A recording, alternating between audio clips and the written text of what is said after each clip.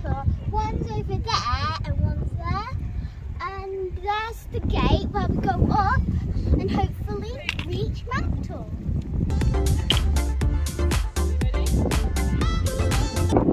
This is a donation metal thing, like a box or something. So you put all your donations here to support their congregation and maintenance, so you can all enjoy this place.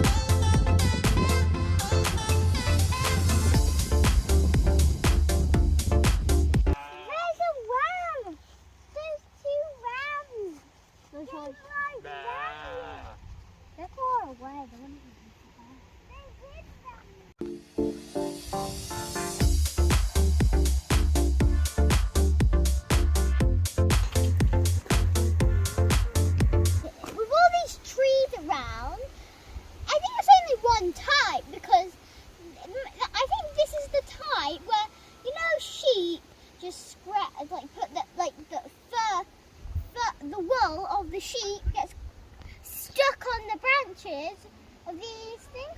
I think it might be helpful as groomers. Maybe they do it intentionally. Like, I need to groom my wool.